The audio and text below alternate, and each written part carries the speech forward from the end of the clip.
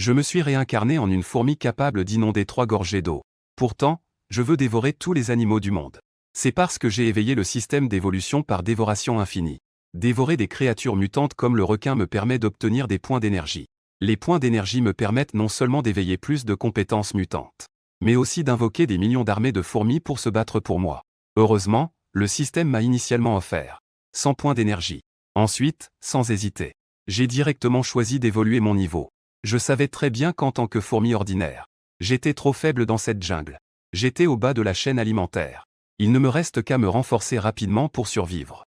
J'ai commencé l'évolution en dépensant 90 points d'énergie. À la seconde suivante, je pouvais sentir l'énergie jaillir à l'intérieur de mon petit corps de fourmi. Les cellules de mon corps se réorganisaient rapidement dans un changement inconnu. Après une demi-minute, j'ai réussi à évoluer au deuxième niveau. Mon corps a doublé de taille, atteignant presque 1 centimètre. La force de ma mandibule a clairement augmenté. Mon exosquelette est devenu d'une couleur rouge sang, étrangement fascinante. En même temps, j'ai également acquis ma deuxième compétence mutante. Phéromone de conscience.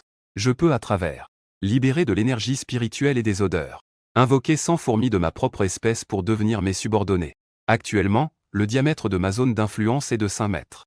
Bien que j'ai atteint le deuxième niveau, je reste une petite fourmi qui pourrait être tuée par un requin à tout moment. Cependant, cette compétence me donne l'espoir de survivre. Cela a même suscité une idée audacieuse. C'est de former une armée de fourmis. La force d'une seule fourmi est vraiment insignifiante. Même si j'évolue et me mutais, j'ai bien peur de ne pas pouvoir survivre seul dans la jungle. La possibilité de survivre augmente considérablement avec des centaines de semblables.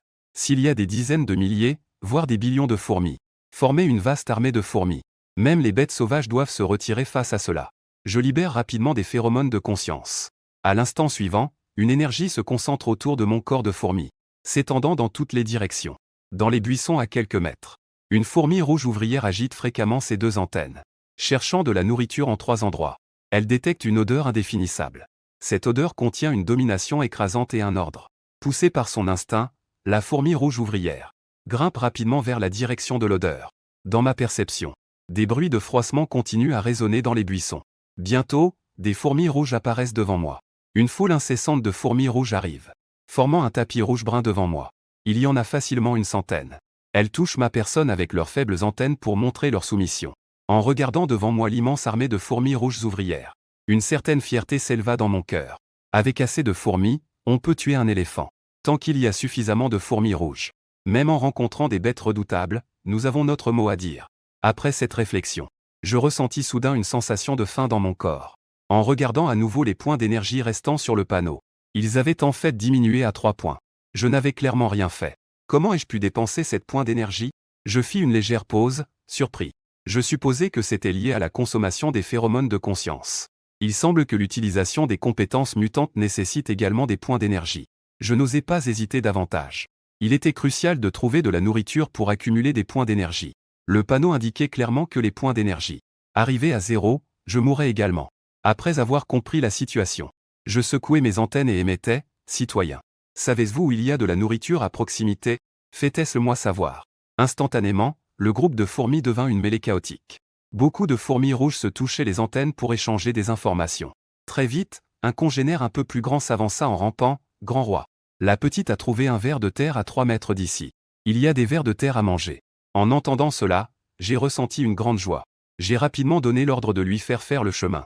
Quelques minutes plus tard, l'armée de fourmis est apparue, près d'un sol humide. Un ver de terre rouge sombre, long d'une vingtaine de centimètres, apparut devant moi. En regardant cette énorme créature, je n'hésitais pas à donner l'ordre d'attaquer. Ensuite, je menai l'assaut. J'ai mordu le corps de l'ennemi avec mes puissantes mandibules. J'ai injecté du venin d'acide formique hautement corrosif. Sous l'attaque, le ver de terre se tordit violemment en essayant de s'échapper. Le reste de l'armée de fourmis rouges s'est précipité pour encercler. Ils ouvrirent leurs grandes mandibules et mordirent fermement, ne laissant pas l'ennemi s'échapper. En l'espace de seulement 30 secondes, la surface du ver de terre était déjà couverte de fourmis. Si c'était une colonie normale de fourmis rouges ouvrières, il serait difficile de traiter avec une créature aussi massive qu'un ver de terre. Il suffit que l'adversaire se débatte en se tordant quelquefois, pour qu'il puisse s'échapper rapidement. Mais après que j'ai injecté le venin d'acide formique mutant, la vitesse d'action du ver de terre est devenue anormalement lente. Rapidement, son corps s'est rigidifié et a perdu toute sensation. En regardant le ver de terre mort, le plus primitif de mes instincts de faim s'est alors éveillé en moi. J'ai ouvert ma grande mâchoire pour dévorer. Cependant, alors que je venais de mordre dans le corps du ver de terre, il a soudainement disparu. Les fourmis rouges ouvrières autour de moi tombèrent toutes au sol, un peu abasourdies. Elles ne savaient pas ce qui se passait. La proie qu'elles venaient de dévorer avait soudainement disparu. Puis, un message du système s'est fait entendre dans mon esprit. L'hôte dévore un ver de terre ordinaire. Obtient 3 points d'énergie. J'ai légèrement sursauté et réalisé. Voilà donc l'effet du système d'évolution par dévoration. Après avoir tué la proie, on peut immédiatement la dévorer. Selon les indications du système, je veux évoluer. Évoluer en une fourmi rouge ouvrière de niveau 3. Il me faut au moins 900 points d'énergie. Si je veux devenir plus fort et progresser rapidement, je dois commencer à dévorer frénétiquement. Mais chercher des créatures à 3 endroits pour capturer et dévorer est encore trop lent pour moi. Finalement, j'ai décidé de faire une série d'attentes à côté du tronc. J'ai d'abord attrapé une chenille. Je l'ai accrochée à une toile d'araignée. En m'appuyant sur l'odeur qu'elle dégage, d'autres créatures viendraient pour se nourrir. Ensuite, je ferai charger l'armée de fourmis. À mon signal, l'armée de fourmis commença à se disperser rapidement autour de moi. J'attends l'arrivée de ma première proie. L'hôte dévore une grenouille tachetée. J'obtiens 6 points d'énergie. L'hôte dévore une grenouille des marais. J'obtiens 5 points d'énergie. L'hôte dévore une grenouille à rayures. J'obtiens 6 points d'énergie. Pendant une demi-journée, j'ai dirigé l'armée de fourmis. Le prédateur a dévoré 8 grenouilles. De plus, j'ai attrapé 10 vers de terre et quelques papillons. J'obtiens 81 points d'énergie. Les grenouilles à la surface de l'eau ont été totalement chassées par le prédateur. Maintenant, on n'entend plus de cris. En comptant les points restants, j'ai maintenant accumulé 89 points d'énergie. Ce n'est pas suffisant pour faire passer le corps de la fourmi rouge au niveau 3. Cependant, cela peut être utilisé pour augmenter le niveau des compétences mutantes. Alors que je me prépare à mordre et à hacher du piment, je consomme directement 60 points d'énergie pour améliorer l'acide formique. Le venin et les phéromones de conscience passent au niveau 2. Entrer dans la capacité de mutation de 2e niveau, venin d'acide formique. Il n'y a pas eu beaucoup de changements. On peut juste dire que la toxicité a augmenté un peu. Mais après la mise à niveau de ma capacité de mutation, phéromone de conscience, le nombre de fourmis que je peux invoquer a encore été multiplié par 10, atteignant 1000. Plus étonnamment, je peux également utiliser des points d'énergie pour mettre à niveau et transformer d'autres fourmis. La mise à niveau doit être réalisée par la transformation. Je sais très bien qu'en tant que fourmi, la force individuelle est vraiment trop faible. Même si j'évolue au niveau 10, il n'y a rien à faire face à ces féroces bêtes énormes, impossible de les affronter directement. Je dois seulement compter sur la force du groupe, pour utiliser l'armée de fourmis à mon avantage, pour devenir rapidement puissant, et survivre dans un monde de grandes catastrophes. Sans aucune hésitation, j'invoque une petite fourmi ouvrière près de moi, et je touche sa tête avec mes antennes. Puis je murmure dans ma conscience. Les mots évolution. L'hôte consomme 9 points d'énergie. Élever un subordonné au niveau 1 de fourmis rouges ouvrières mutantes. 3 sons successifs retentissent. 3 fourmis rouges ouvrières ont déjà achevé leur évolution. Leur corps a doublé de taille. Elles semblent avoir plus de spiritualité. Les 3 petites créatures sont allongées sur le sol. Leurs antennes bougent sans cesse en appelant avec excitation le roi. Je sens qu'elles parlent avec soumission. Je suis très satisfait. Je m'apprêtais à déplacer l'armée de fourmis. Soudain, une forte sensation de peur jaillit dans ma conscience. Il semble que je sois ciblé par quelque chose d'énorme. La seconde suivante, les buissons se mettent à trembler violemment.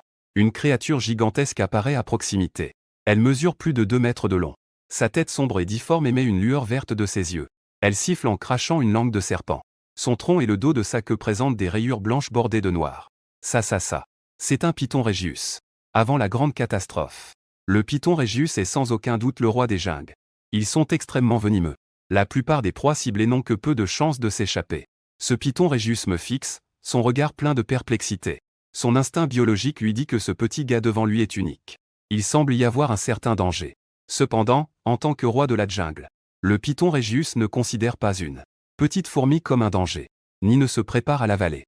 Ses proies, ce sont surtout d'autres serpents, des rats, des grenouilles et divers petits animaux. Les fourmis sont trop petites pour être considérées comme de la nourriture. Fixé par son regard froid et brutal, je sens la température autour de moi chuter brusquement. Heureusement, le serpent à lunettes est resté sur place quelques secondes. Puis son corps a fini par se diriger vers les profondeurs des buissons. À ce moment-là, j'étais sur le point d'ordonner à l'armée de fourmis d'attaquer. Mais à la dernière minute, j'ai renoncé. La raison est simple, elles sont trop faibles. C'est une zone de domination en termes de poids et de puissance, à peine une centaine de fourmis. Elles ne sont tout simplement pas à la hauteur du serpent à lunettes. Même en étant moi-même une fourmi rouge mutante, je doute que cela suffise. Bien que le venin d'acide formique de 2e niveau soit plus puissant, Il ne peut à peine tuer une grenouille.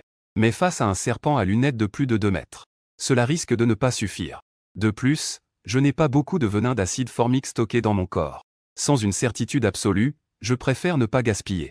Bien sûr, si l'armée de fourmis avait 1000 soldats, ça pourrait valoir la peine de se battre. Il y a encore du temps devant nous. Ce serpent à lunettes sera tôt ou tard ma proie. Une semaine s'est écoulée en un clin d'œil. Après avoir dévoré des centaines de proies, grandes et petites, j'ai enfin réussi à évoluer récemment. En une fourmi rouge ouvrière de 3e ordre modifié. Plusieurs compétences mutantes ont également été améliorées. Désormais, je peux convoquer un nombre impressionnant de 10 000 sujets. De plus, j'ai consommé 900 points d'énergie pour faire évoluer plus d'une centaine de fourmis en fourmis rouges ouvrières de 1er ordre modifié. Ces fourmis rouges ouvrières de 1er ordre modifié sont nommées captains. C'est grâce à leur présence. Je peux facilement contrôler toute l'armée de fourmis. Une fois les ordres donnés, c'est comme si je les contrôlais avec mes mains. Ces derniers jours, j'ai mené l'armée de fourmis dans une dévoration continue de requins. Le grand serpent à lunettes d'avant est aussi rapidement devenu la nourriture de la colonie de fourmis, contribuant avec des centaines de points d'énergie. Les animaux dans cette région ont déjà été dévorés par la légion de fourmis. Déjà dévorés par l'armée de fourmis. C'est dans l'impuissance que j'ai décidé de faire migrer mes sujets. Je prévois d'ouvrir un nouveau territoire. Je ne sais pas combien de temps il reste avant la catastrophe. Cependant, avec ma force actuelle, je devrais pouvoir affronter une bête féroce ordinaire. Je devrais pouvoir me battre maintenant. Les fourmis sont petites, mais leur force collective est immense. J'attends avec impatience. Jusqu'où la légion de fourmis évoluera-t-elle à l'avenir? Des centaines de millions de fourmis rouges mutantes se rassemblent. L'énergie produite ne doit absolument pas être sous-estimée. Même dans le futur, les 10 plus grands démons, ils auront probablement aussi leur place. En y réfléchissant, soudain, la colonie de fourmis devant moi s'arrête. Que se passe-t-il? Je fais bouger mes antennes et émets des phéromones de conscience. Ensuite, le chef des fourmis rouges mutantes de première étape revient rapidement. Il revient pour rapporter « Roi, nous avons rencontré 2 créatures gigantesques devant. Devons-nous attaquer ?» Après avoir reçu l'information, je me suis éloigné du groupe pour vérifier. Cependant, avant même de m'approcher, j'ai entendu les voix de 2 jeunes filles humaines. Cela fait près de 10 jours que je me suis réincarné en fourmi. C'est la première fois que j'entends la voix d'un humain. À travers leur conversation, j'ai également appris l'existence de quelques personnes. Ils sont sortis pour s'amuser. Ces étudiants fragiles ne représentent aucune menace. En même temps, j'ai appris le nom de l'endroit où je me trouve maintenant. Cependant, à ce moment-là, mon cœur a soudainement tremblé. Je me suis soudain rappelé avoir vu un rapport dans ma vie précédente. Lors de la renaissance spirituelle, un certain bassin profond dans la région de Tianling Mountain a produit une sorte de plante médicinale, le fruit à visage fantôme. Après qu'un python l'ait accidentellement dévoré. En quelques mois, il a évolué en une bête féroce de niveau 6, un python venimeux à 2 têtes. Ensuite, il a envahi la ville de Tianling. Cela a causé une immense catastrophe pour l'humanité. Cela a failli détruire la moitié de la ville. Il reste moins d'1 jour. La grande catastrophe de la renaissance spirituelle est imminente. À cet instant, un fort sentiment d'urgence m'envahit. Je sens même vaguement qu'une essence indéfinissable s'épanouit déjà dans l'air. Maintenant, je dois filer au plus vite jusqu'à l'étang profond de la zone touristique du mont Tianling. Le fruit à visage fantôme est une occasion rare. Au début de la grande catastrophe, l'évolution des bêtes féroces pourrait être considérée comme un pas en avant par rapport aux autres. Si je parviens à y arriver en premier, avant que ce grand python ne m'atteigne, pour dévorer le fruit à visage fantôme, je pourrais également évoluer en bête démoniaque de niveau 6. Même l'armée de fourmis rouges pourrait évoluer entièrement. Après avoir obtenu les informations souhaitées, je ne m'attarde pas davantage. Mais Tianling Mountain s'étend sur des centaines de kilomètres. Je ne sais absolument pas où se trouve ce site touristique. Je n'ai même aucune idée de ma position actuelle. Je ne peux compter que sur l'armée de fourmis pour chercher. Il n'y a pas assez de temps pour parcourir quelques kilomètres en une journée. Après un bref moment de réflexion, une idée m'est venue. 2 minutes plus tard, je menais de nouveau l'armée de fourmis jusqu'à la rive du fleuve. Suivant les chefs des centaines de fourmis rouges ouvrières de niveau 1 avec leurs subordonnés, nous avons rapidement grimpé sur un grand saule semi-mort. Nous avons commencé à ronger frénétiquement. Cette fois, je n'avais pas l'intention de couper le saule en 2, mais je prévoyais d'enlever une couche d'écorce morte, pour faire une grande barque et descendre le courant. Selon l'expérience, tous les fleuves coulent vers la mer. En général, les rivières sortent des grandes montagnes, pour entrer dans les zones de plaine. Là-bas, il doit certainement y avoir des agglomérations humaines ou des routes. Je pourrais diriger l'armée de fourmis pour faire du stop. Si j'ai de la chance, je pourrais même intercepter un bus touristique en direction de Tianling. Le bus touristique vers la zone de loisirs de la montagne. Grâce à l'effort collectif de l'armée de fourmis, un morceau d'écorce de saule de plus de 3 mètres a rapidement été arraché. Il a été placé dans une eau peu profonde et calme. Rapidement, l'armée de fourmis rouges, sous la conduite du capitaine, a lentement grimpé à bord de la petite barque en écorce. Pendant leur retour, elles avaient toute une fine tige d'herbe dans la bouche. Ensuite, j'ai à nouveau libéré des phéromones de conscience, ramé. Après que les phéromones de conscience aient atteint le niveau 3, il avait un contrôle sur l'armée de fourmis à un nouveau niveau. Ces sujets semblaient être comme des extensions alternatives de moi-même. En émettant simplement une pensée, l'autre partie recevrait l'ordre et obéirait fidèlement. Les nombreuses fourmis, chacune tenant une fine tige d'herbe, agitaient tout en même temps la surface de l'eau. Grâce à l'effort collectif de l'armée de fourmis, la petite barque en écorce s'éloigna lentement de la zone d'eau calme, pour entrer au milieu de la rivière. Les vagues de l'eau venaient les unes après les autres, poussant l'armée de fourmis à dériver vers l'aval. Après avoir voyagé pendant plus de 10 heures, j'ai enfin conduit mon armée de fourmis, près de la zone touristique du Mont Tianling. Comme aujourd'hui le temps est clair et ensoleillé, les touristes dans la zone touristique sont également très nombreux. J'ai dirigé l'armée de fourmis pour contourner la foule de touristes, en avançant vers l'intérieur des montagnes. En entrant dans la vallée, je sentis clairement l'aura spirituelle saturer l'air, et un léger parfum. C'est l'odeur unique du remède spirituel. Ce fruit à visage fantôme n'a pas encore été dévoré par le grand python. Les fourmis ont un odorat très sensible. On peut facilement détecter une faible odeur à des dizaines de mètres. Après avoir déterminé la source du parfum, j'ai immédiatement conduit l'armée de fourmis en avant. Cependant, c'est à ce moment-là. Dans la vallée, les hurlements stridents et perçants des touristes retentirent les uns après les autres. De nombreux touristes se sont retournés pour découvrir qu'un grand loup était apparu à l'entrée de la vallée. L'animal était recouvert d'un pelage gris argenté. Ses yeux brillaient d'une lueur menaçante, donnant un aspect particulièrement féroce. 7 ou 8 loups le suivaient derrière. Mon Dieu, il y a des loups. Il y a des loups. Courez. Il y a une meute de loups. Les touristes qui prenaient des photos se réveillèrent. Ils s'enfuirent dans la panique. Mais ils réalisèrent rapidement que la meute de loups semblait totalement désintéressée par les humains.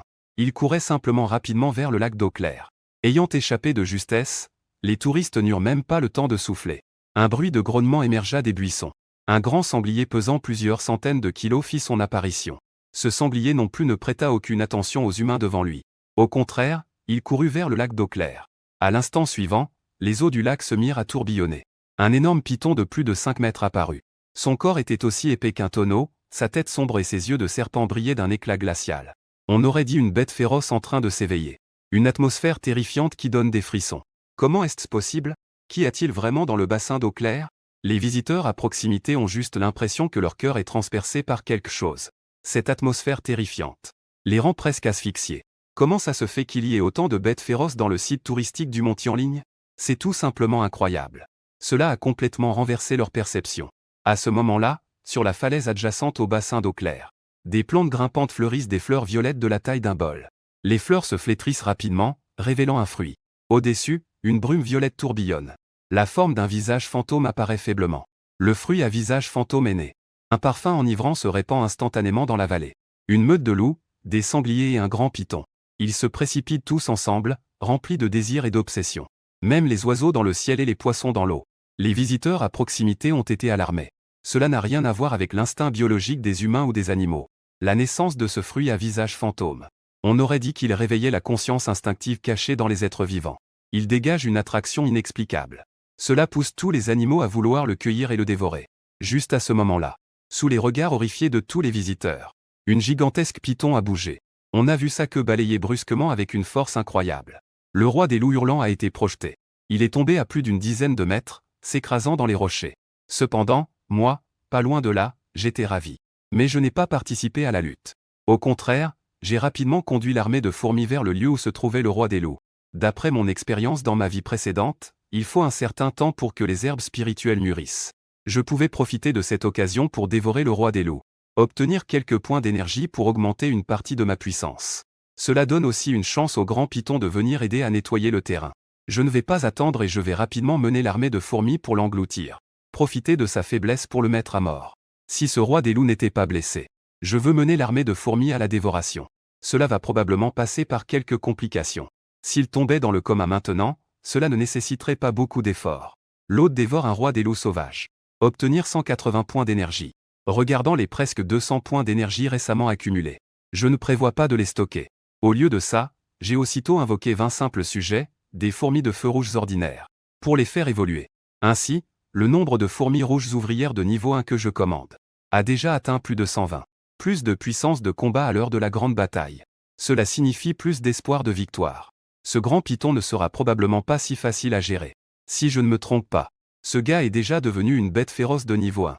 Lorsque j'ai de nouveau conduit l'armée de fourmis devant la falaise, la bataille est déjà devenue intense.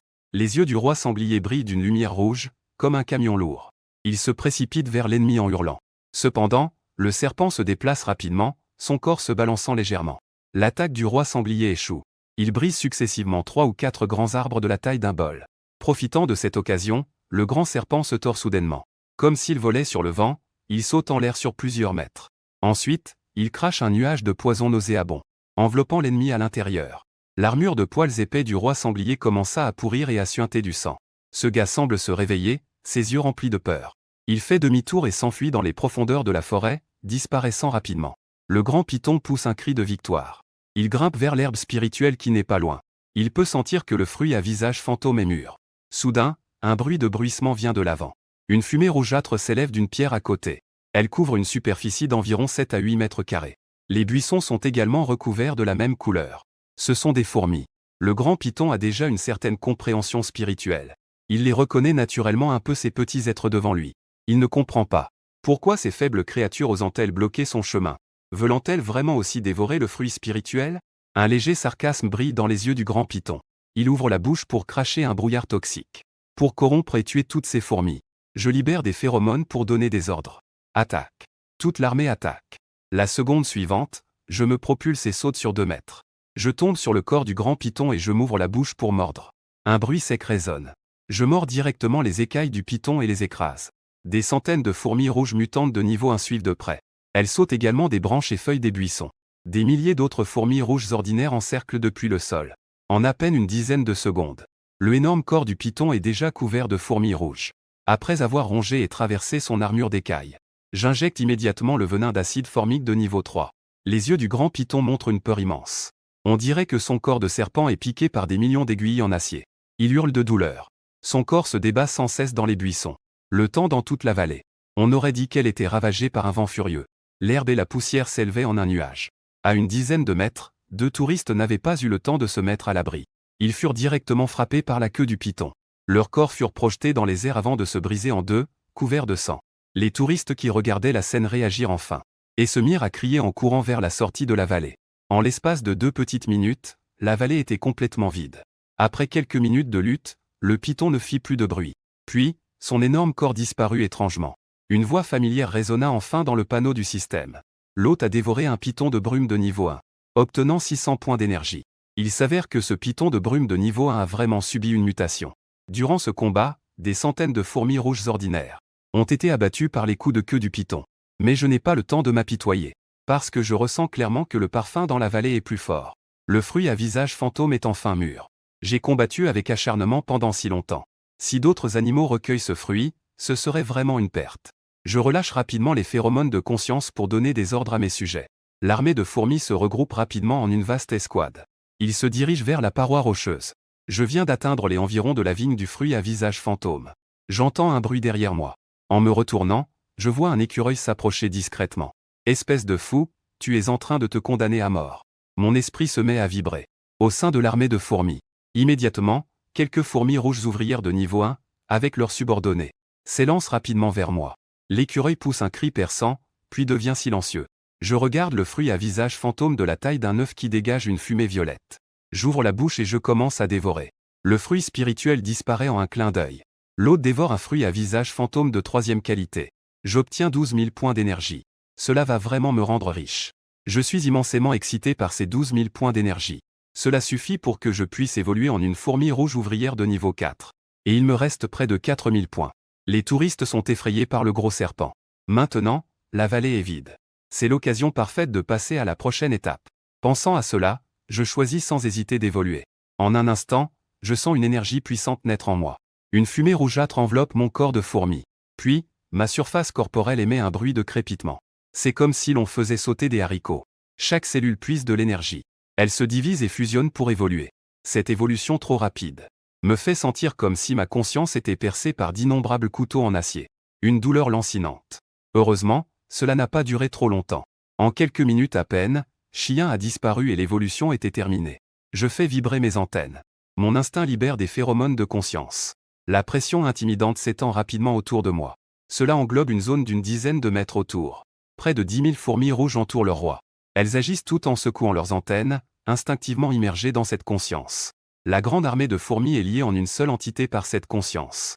Cela enveloppe toute la vallée d'une atmosphère glaciale et terrifiante.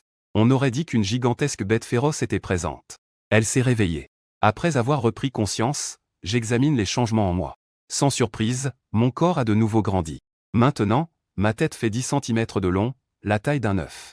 Ma mandibule a développé une paire de dents pointues. Elle ressemble à des dagues forgées en acier. Elle brille d'une lueur spectrale. J'ouvre instinctivement la bouche. Je m'attaque à une pierre voisine.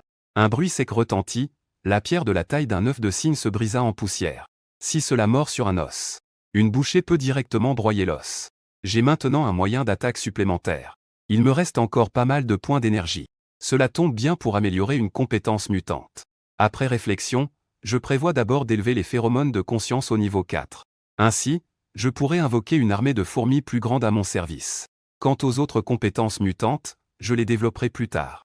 Après avoir dépensé 3000 points d'énergie, ma deuxième compétence mutante a également été élevée au niveau 4. Cela me permet aussi d'invoquer simultanément 100 000 sujets fourmis. Il n'y a pas de limite aux espèces de fourmis que je peux invoquer. En même temps, je peux aussi injecter des phéromones de conscience dans d'autres créatures. Et ainsi contrôler. De plus, je peux changer la direction d'évolution de mes sujets. Les transformer en fourmis soldats, fourmis de pâturage, fourmis bâtisseuses, et fourmis éclaireuses volantes, etc. En regardant les phéromones de conscience entrer au 4e stade, elles sont si puissantes. Je ne peux pas m'empêcher de faire un test. Ayant une idée, je libère à nouveau les phéromones de conscience. Une immense pression se répand instantanément. Dans un rayon de plusieurs centaines de mètres, d'innombrables fourmis sont agitées et troublées. Des fourmis de toutes sortes semblent entendre un ancien appel. Les gènes cachés dans le sang des fourmis sont réveillés. Une puissance extraordinaire transcende les espèces et les soumet. En ce moment, elles sont toutes membres de l'armée de fourmis. Elles ont répondu à l'appel du roi des fourmis. D'innombrables fourmis se dirigent vers la source de cette énergie. Alors que je rassemblais à nouveau l'armée de fourmis. Dans le monde humain, des mutations se produisent également. À ce moment, la renaissance spirituelle éclate complètement. Dans un zoo, un tigre de l'Est rugit sans cesse. Ses griffes déchirent le grillage métallique qui retenait la foule curieuse. Une meute de loups affamés perce la barrière en hurlant. Ils agitaient sans cesse leurs griffes dans la foule.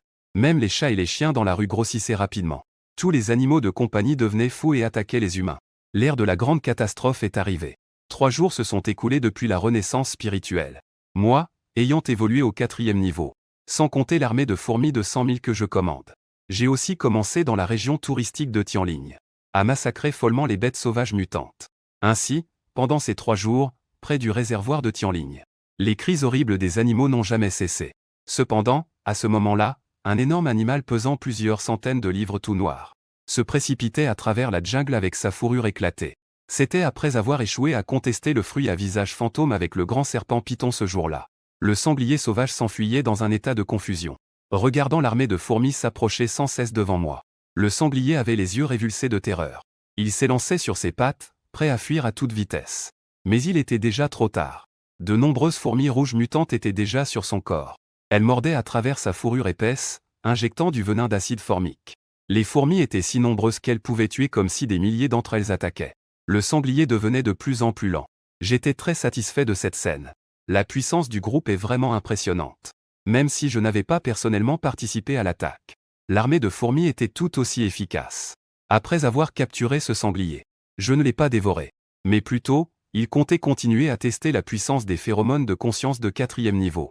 Le panneau du système l'indique clairement. L'hôte peut injecter des phéromones de conscience dans d'autres êtres vivants, pour ainsi contrôler l'autre. Le niveau de l'organisme contrôlé et la durée. Cela dépendra de la force de l'hôte. En d'autres termes, je peux contrôler d'autres espèces par les phéromones de conscience, pour contrôler d'autres êtres vivants, en tant qu'une sorte de projection alternative. Ce sanglier est l'objet de l'expérience. Après avoir réfléchi, j'ai appuyé mes 6 pattes sur la pierre, comme un ressort. Mon corps a sauté à plus de 6 mètres de distance, tombant avec précision sur la tête du sanglier. Après avoir évolué en fourmi rouge ouvrière de niveau 4, ma capacité de saut a été multipliée par 10. Selon l'alerte du système, j'ouvre grand ma bouche. Mes crocs acérés transpercent la tête du sanglier. Un nuage de brouillard rouge pénètre rapidement à l'intérieur du sanglier. Digne. L'autre libère des phéromones de conscience de niveau 4, consommant 300 points d'énergie. J'ai réussi à contrôler un sanglier pour en faire un avatar. Avec le son de l'alerte du système, je sens ma conscience vibrer intensément. Une image apparaît soudainement. L'herbe autour rétrécit rapidement. Les membres de l'armée de fourmis se transforment en petites fourmis. C'est ainsi que j'ai réussi à transformer le sanglier en un double et à partager une vision alternative. Ce qui équivaut à avoir une paire d'yeux de plus. En même temps, je peux donner n'importe quel ordre à ce double. Pour valider l'idée, j'ai donné un ordre par phéromone de conscience. Pour qu'il avance quelques pas avec moi. Le sanglier se lève, l'esprit vide, avec des grognements. Il avance péniblement de quelques pas avant de s'effondrer. La seconde suivante, une notification du système réapparaît devant moi. Digne. Le double du roi sanglier est gravement blessé. L'hôte a besoin de 200 points d'énergie pour récupérer. Souhaitez-vous restaurer? Je n'hésite pas une seconde et choisis directement de restaurer. Pour contrôler ce sanglier. J'ai déjà consommé 300 points d'énergie. Je ne vais donc pas abandonner à mi-chemin. De plus, j'ai déjà réalisé que posséder un double du roi sanglier facilite considérablement le déplacement de l'armée de fourmis. Il n'est plus nécessaire de ramper, je peux simplement utiliser le roi sanglier comme monture.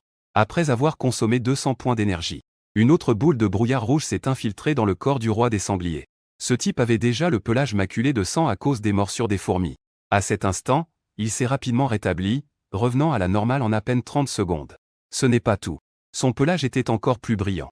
Son corps noir et brillant se gonflait rapidement. En même temps, les yeux du sanglier étaient d'un rouge vif.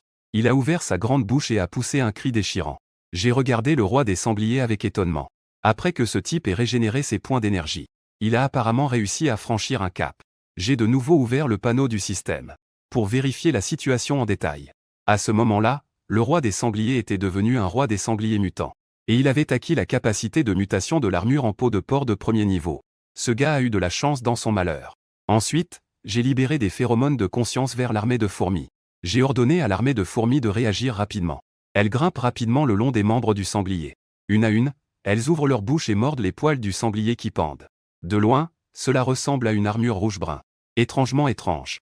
Après la mutation du roi des sangliers, tant en puissance qu'en taille, il a beaucoup progressé. Aujourd'hui, il porte l'armée de 100 000 fourmis en mouvement. Sans effort.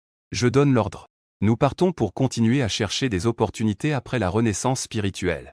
Il y a quelques jours, j'ai dévoré le fruit à visage fantôme. J'ai monté d'un niveau. Devenir le roi des fourmis mutantes de niveau 4. Cela m'a rappelé la joie d'avoir un avantage au début de la renaissance spirituelle. La joie de prendre l'initiative au début. Je ne ressens aucune fierté ou arrogance. Pour survivre dans cette grande catastrophe. Mes forces actuelles ne suffisent pas du tout. La renaissance spirituelle ne fait que commencer. Avec le développement ultérieur, des fissures spatiales apparaissent partout. L'arrivée des races étrangères venues d'ailleurs. C'est le moment le plus tragique du destin humain. Ces races étrangères qui traversent les failles spatiales. Beaucoup de niveaux équivalents au niveau 7. Les bêtes démoniaques atteignent même le niveau 10 et au-delà. Ces races étrangères possèdent une puissance si terrifiante qu'elles plongent l'humanité dans le désespoir. Les armes à feu n'ont aucun effet. Un seul d'eux, au niveau 10, peut facilement détruire toute une ville humaine, voire anéantir un petit pays. Bien sûr, plus tard, après que l'humanité ait développé des guerriers aux capacités spéciales, a réussi à former des équipes de capacités spéciales. Ce n'est pas qu'ils n'ont pas de moyens de riposte. Les guerriers aux capacités spéciales les plus puissants de l'humanité. On dit qu'un seul coup d'épée peut fendre une montagne, et qu'une seule paume peut briser l'espace. Mais maintenant, en comparant leur propre force avec celle de ces personnes, ils sont encore très faibles. Donc il faudrait en profiter avant que les autres bêtes féroces n'aient le temps de grandir, pour obtenir autant de ressources que possible afin de devenir plus puissants. C'est ainsi qu'ils pourront, lorsque la grande catastrophe frappera réellement, préserver leur existence et protéger l'humanité. Bien que je sois maintenant le roi des fourmis, je n'ai jamais oublié mon identité humaine dans ma vie précédente. Si je peux contribuer d'une certaine manière à l'humanité, je le ferai quand même. Bien sûr, je n'ai pas l'intention d'avertir l'humanité pour le moment. Après tout, la grande catastrophe vient à peine de commencer. L'humanité doit traverser des épreuves et des dangers, pour avoir une compréhension claire de ce monde en rapide évolution. Pour moi, à l'heure actuelle, il est toujours le plus important de continuer à améliorer mes capacités en dévorant des animaux ou des herbes spirituelles. De continuer à augmenter ma force. Pour évoluer en une bête dévorante de rang 5. Il me faut 90 000 points d'énergie, plus l'amélioration de 4 compétences mutantes. Il me faut environ 300 000 points d'énergie. D'après mon expérience passée, chasser et dévorer un animal ordinaire. Cela me rapporterait environ 20 à 100 points. C'est vraiment peu. C'est trop peu. Seules les herbes spirituelles ou les bêtes dévorantes peuvent fournir suffisamment de points d'énergie pour que je puisse évoluer rapidement. Le premier jour de la renaissance spirituelle. Dans le monde entier, de nombreuses herbes et fruits spirituels apparaissent dans les montagnes et les lacs. À ce moment-là, l'humanité a été prise au dépourvu. Cette lot d'herbes spirituelles a presque été totalement dévorée par les animaux qui ont su en profiter en premier. Cela a également engendré de nombreux monstres féroces. Cependant, les premiers fruits spirituels à naître étaient pour la plupart de qualité allant de la première à la troisième catégorie. Ainsi, les niveaux des monstres féroces au début n'étaient généralement pas très élevés. Une quinzaine de jours après la renaissance spirituelle, une deuxième série d'herbes et de fruits spirituels a également mûri. Beaucoup d'entre eux sont au-dessus du troisième niveau. Par exemple, celui que je suis en train de chercher maintenant est un fruit spirituel de quatrième niveau. Il s'appelle Nanyang Xulan. Dans ma vie précédente, le Xulan a été dévoré par un gibbon de Duni. Il a évolué en un singe doré féroce. Ensuite, cette bête féroce a causé un grand bruit en menant sa tribu de singes. Elle a failli provoquer la chute d'un petit pays. Si je ne me trompe pas, le Xulan devrait mûrir prochainement. Il n'y a pas de temps à perdre si je veux le saisir. Nous devons partir immédiatement. J'ai jeté un dernier regard sur la vallée du bassin d'eau cristalline. Je suis prêt à donner des ordres à mon double du roi des sangliers. Je quitte avec l'armée de fourmis. Mais à cet instant, je crie rapidement pour arrêter l'action des sangliers. Car à ce moment, je vois au-dessus du bassin d'eau cristalline. À l'endroit où poussaient autrefois les fruits à visage fantôme, de nouvelles pousses apparaissent. Les feuilles sont d'un vert éclatant avec une légère lueur violette. Cela ressemble à une nouvelle vigne de fruits à visage fantôme à sang violet. Selon les conclusions des humains de l'ancienne époque, les fruits spirituels sont l'essence que les plantes absorbent. C'est l'essence des plantes qui se concentre grâce à l'énergie du ciel et de la terre. Une fois cueillies, les plantes se flétrissent et meurent rapidement.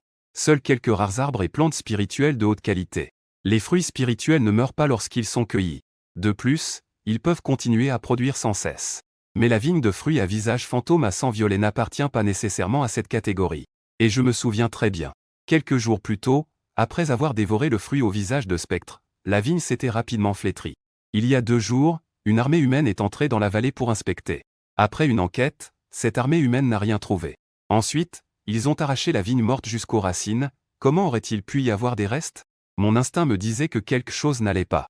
Je contrôlais le corps du roi des fourmis pour sauter du double du roi sanglier. Je m'approchais rapidement du mur de la falaise et libérais des phéromones de conscience.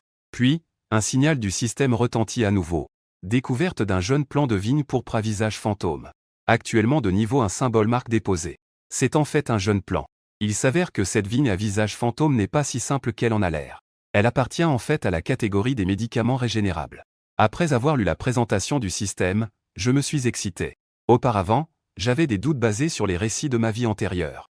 Selon les archives, le serpent de brume toxique avait dévoré le fruit à visage fantôme après. En quelques mois, j'ai évolué en une bête redoutable de 6e niveau, un python à 2 têtes. Cependant, après avoir obtenu le fruit spirituel, je n'ai progressé que d'un niveau. On dirait qu'ici, plusieurs fruits spirituels de 3e niveau ont encore poussé. C'est grâce au python de brume toxique qu'il continue d'évoluer. Je crains que cela ne soit pas si simple. Ensuite, j'ai eu l'impression qu'il y avait encore quelque chose qui ne tenait pas. Fruit spirituel à visage fantôme. Comment cela pourrait-il permettre au python de brume toxique d'évoluer en un niveau 6? À moins qu'il y ait d'autres mystères. Cette vallée n'est pas aussi simple qu'elle en a l'air. En pensant à cela, je suis devenu encore plus excité.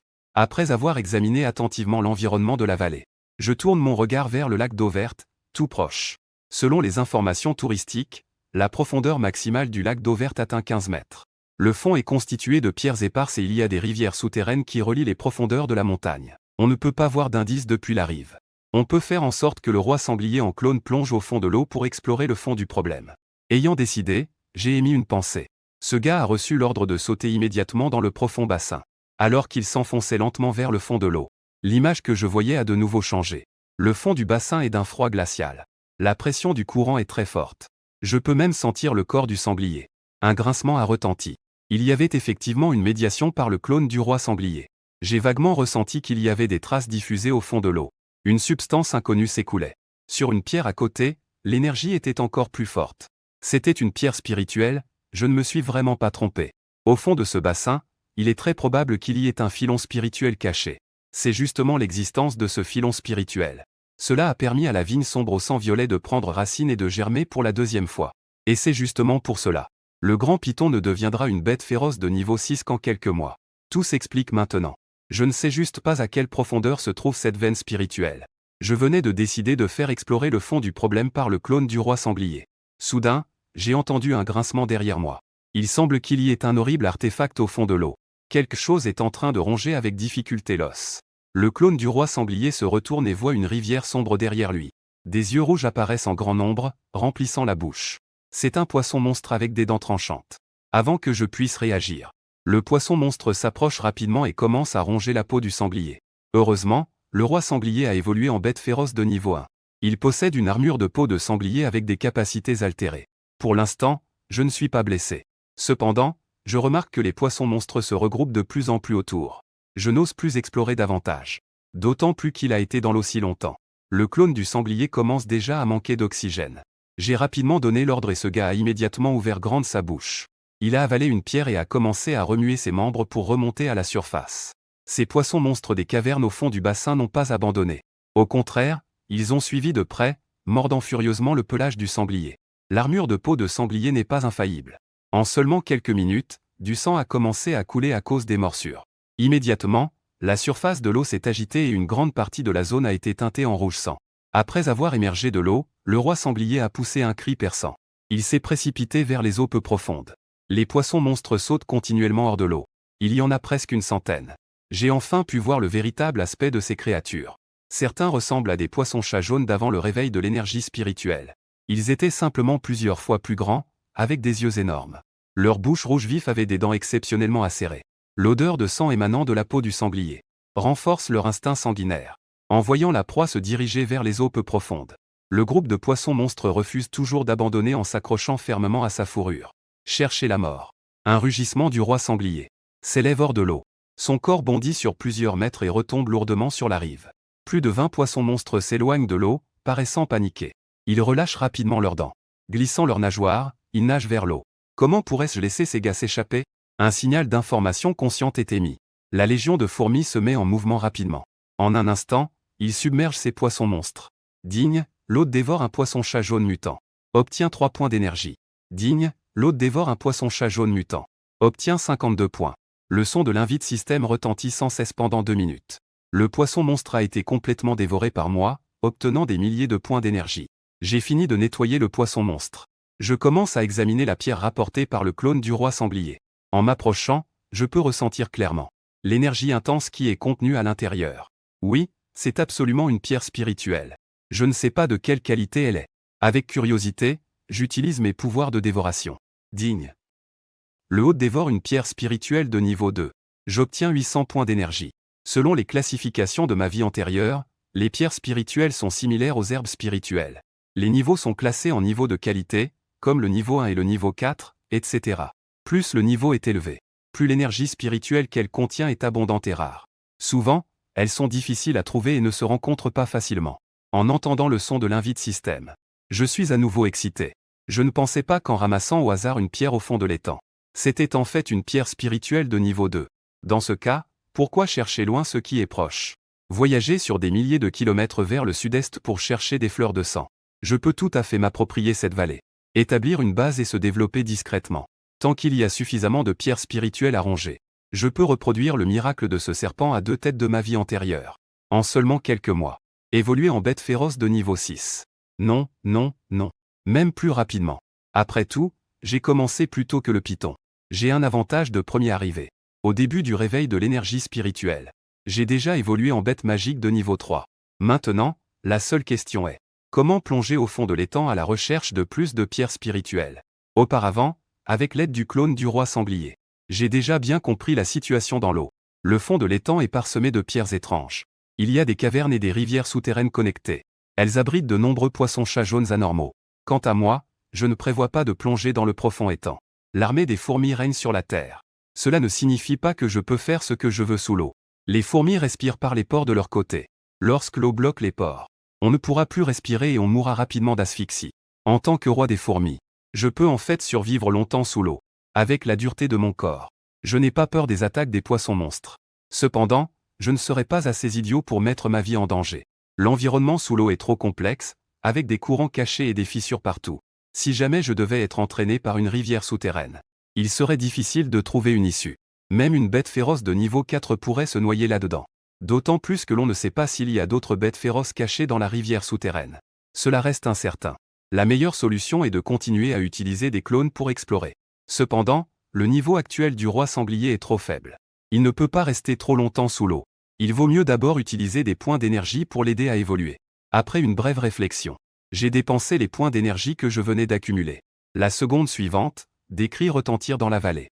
Les oiseaux perchés dans les arbres environnants sont tous alertés et s'envolent rapidement dans le ciel. Il existe des phéromones conscientes à l'intérieur du roi sanglier. Donc je peux clairement percevoir tout changement qui se produit. Avec l'injection d'une énergie puissante, les cellules du roi sanglier recommencent à évoluer. Son corps, fusionnant, se divise et semble se gonfler comme un ballon. 2 minutes plus tard, l'évolution du roi sanglier est terminée. Je réalise que ce gars a doublé de taille. Mesurant plus de 2 mètres de haut, ses membres sont aussi épais que des colonnes. Son corps ressemble à un mur d'une puissance et d'une force extraordinaires. Ses deux crocs mesurent 50 cm de long. Il brille comme des lames en acier allié. Après être passé au niveau 2, le roi sanglier a obtenu une deuxième compétence de mutation, la course fantôme. Une fois libérée, elle peut augmenter la vitesse du roi sanglier et accroître la puissance de destruction de son impact. Ensuite, je vais encore améliorer l'armure de peau de sanglier au niveau 2. Je commence la deuxième plongée. À peine arrivé au fond du bassin, ces poissons monstres se précipitent à nouveau pour mordre. Cependant, cette fois-ci, ils n'ont pas réussi à percer l'armure. Seules leurs dents grincent. Cela sonne inquiétant. Je ne me préoccupe pas des poissons monstres et laisse le clone du roi sanglier continuer à chercher au fond du bassin. Peu de temps après, il trouve une pierre. Il semble que ma supposition était correcte. Il y a effectivement des filons d'énergie au fond du bassin. Le roi sanglier remonte à la surface en tenant la pierre. Une dizaine de poissons monstres ne lâchent toujours pas prise. Le roi sanglier se précipite rapidement vers la rive.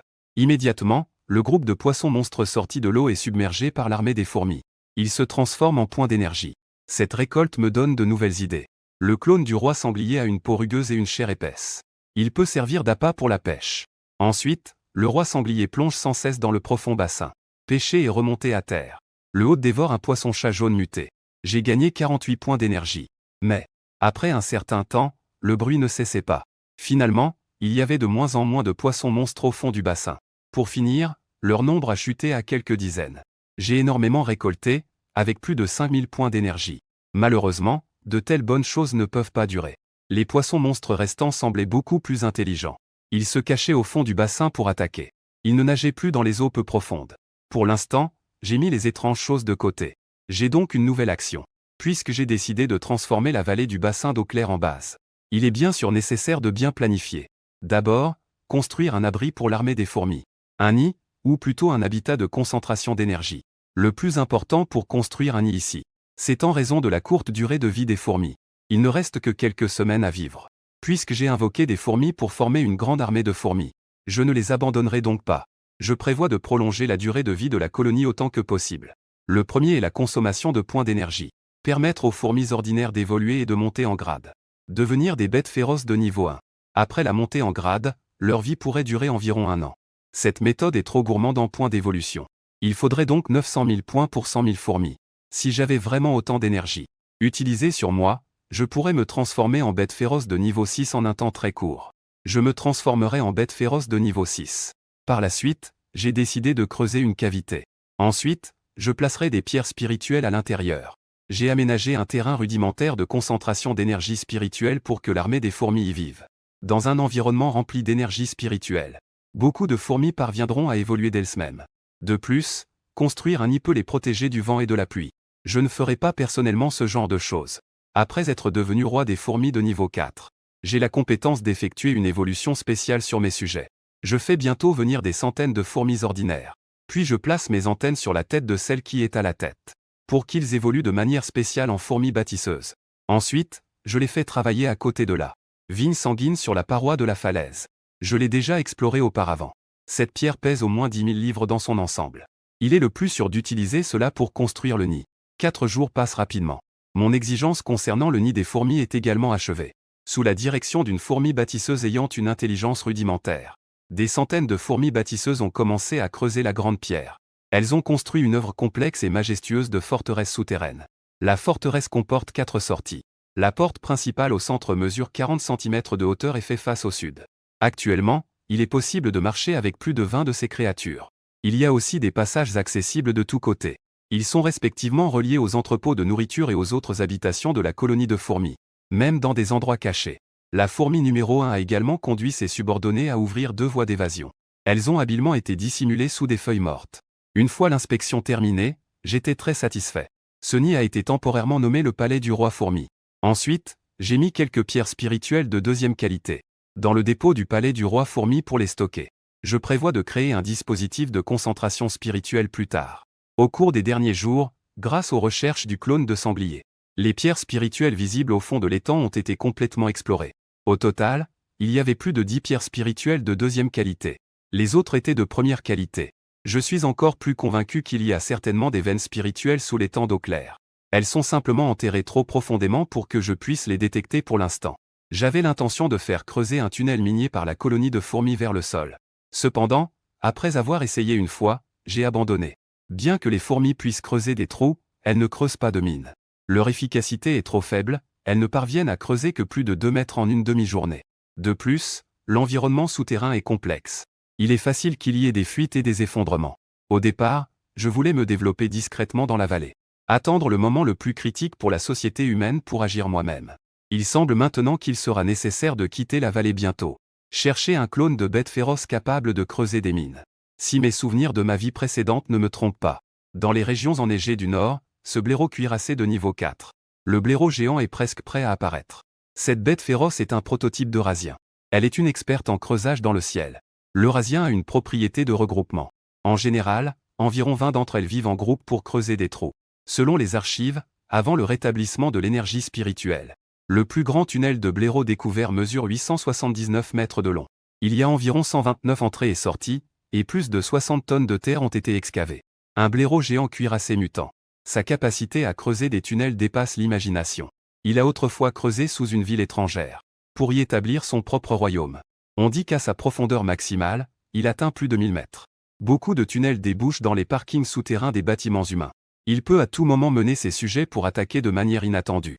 Les humains ont lancé plusieurs fois des équipes d'exception pour tenter de les éliminer. Mais ils ont toujours été impuissants. Finalement, ils ont dû abandonner toute la ville. Si je pouvais recruter le blaireau géant cuirassé comme clone, je n'aurais plus à m'inquiéter de creuser des mines. J'étais en train de réfléchir à tout cela.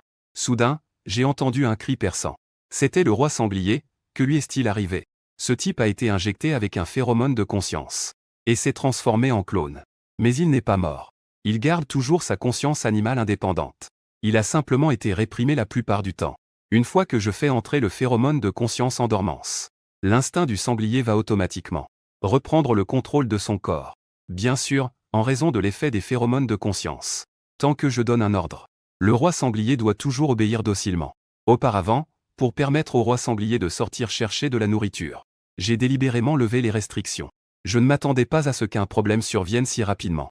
Après avoir perçu l'anomalie, j'ai immédiatement activé les phéromones de conscience. L'environnement visible à l'œil a soudainement changé. Les grands arbres qui s'élèvent dans les nuages cachent le soleil. Les buissons d'1 mètre de haut sont luxuriants. La renaissance spirituelle a seulement pris 2 semaines. L'ensemble des montagnes et des champs semble déjà profondément mystérieux. On dirait une forêt primitive et sauvage. À cet instant, le dos du sanglier est couvert de sang, révélant plusieurs blessures profondes jusqu'à l'os. Un cri aigu et perçant se fait entendre dans le ciel. Je fais lever la tête au clone du sanglier. On voyait une énorme ombre noire tournoyer dans le ciel. Il a été attaqué par un oiseau féroce. Le roi sanglier mutant est au niveau 2. Il possède également la compétence de défense de l'armure de peau de sanglier. Celui qui pourrait l'égratigner serait une bête féroce de niveau 3. Est-ce qu'on considère le clone du sanglier comme de la nourriture? Mon cœur a soudainement tremblé. Si rapidement, une bête féroce de niveau 3 est apparue. Il semble que je doive aussi me dépêcher. Pendant que je réfléchissais, l'oiseau féroce a poussé un autre cri. Une aura terrifiante a immédiatement envahi le ciel entier. La forêt animée est soudain devenue silencieuse. J'ai enfin pu voir à quoi ressemblait l'oiseau. C'était un énorme aigle. Son envergure dépassait 10 mètres et était entièrement recouverte de plumes dorées. Ses serres étaient aussi aiguës que des couteaux en acier de qualité. Le clone du roi sanglier n'était tout simplement pas son adversaire. Je fis alors jaillir une pensée. Le roi sanglier prit ses jambes à son cou et se dirigea vers la vallée.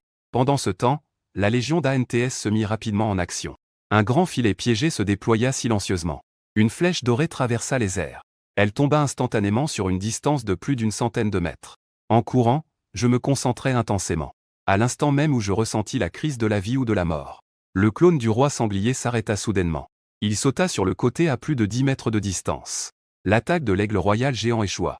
Ses griffes réduisirent une énorme pierre de plusieurs tonnes en poussière. Après avoir esquivé l'attaque, le roi sanglier ne fit aucune pause. Il continua à courir à toute vitesse. Après cet échec, une certaine colère apparut dans les yeux de l'aigle. On vit alors qu'il saisit un rocher énorme et s'envola dans les airs. Au moment suivant, le rocher tomba violemment. Le roi sanglier, en avançant, dut s'arrêter à nouveau. Éviter en se déplaçant rapidement. À peine avoir évité le rocher, une immense pression se fit sentir. L'instant d'après, l'épaisse armure de peau de sanglier fut percée. Le sang jaillit avec fracas. Le roi sanglier continua à courir en hurlant. La victoire était à portée, il suffisait de franchir la colline pour entrer dans la vallée. On voyait l'aigle royal géant plonger pour la 3e fois du ciel. Le roi sanglier utilisa sa course fantôme. Sa vitesse augmenta soudainement. En un clin d'œil, il parcourut une distance de 20 à 30 mètres. À un moment critique, il évita à nouveau une attaque mortelle. Profitant de l'élan, il s'engouffra dans la vallée, sa vitesse ralentissant considérablement. Il observa la proie en bas ralentir. Le gigantesque aigle royal envisageait de plonger à nouveau pour attaquer. Soudain, un soupçon et une vigilance apparurent dans son regard. L'instinct animal avertit qu'il y avait un danger dans la vallée en dessous. Le gigantesque aigle royal émettait un son retentissant. Vol bas en scrutant attentivement l'environnement de la vallée. Il ressentait vaguement une étrange aura émanant de la vallée. Mais après avoir tournoyé plusieurs fois, il ne vit rien. Il n'y avait qu'un silence complet. Aucune bête féroce ne pouvait échapper à ses yeux. Le sanglier s'arrêta dans une zone dégagée. Il n'y avait que quelques petits arbres isolés autour. Aucun danger en vue. Le désir de nourriture l'emporta sur son instinct de survie. Finalement, l'aigle royal géant plongea tel une flèche. Pour lui, même s'il y avait un danger, il n'avait pas peur. Tant qu'il attrapait sa proie. Voler rapidement dans le ciel devait garantir sa sécurité. Cependant, il ne remarqua pas que soudain, il y avait beaucoup plus de fourmis brun-rouge sur ces petits arbres. Un bruit de froissement se fit entendre. Ces fourmis se cachaient derrière de larges feuilles. 6 petites pattes étaient tendues, comme des ressorts comprimés à l'extrême. Je peux sauter à tout moment. Autour du roi sanglier.